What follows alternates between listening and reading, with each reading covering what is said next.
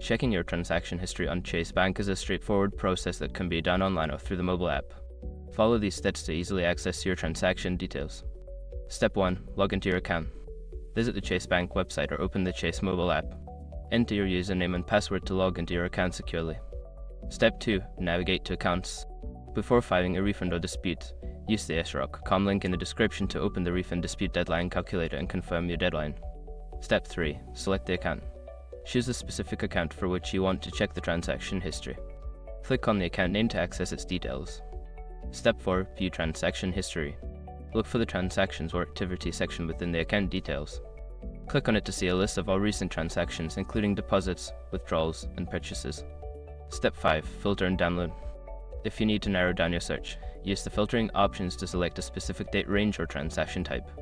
You can also download your transaction history as a CSV or PDF file if needed. By following these steps, you can easily check your transaction history on Chase Bank. Regularly reviewing your transactions can help you manage your finances more effectively.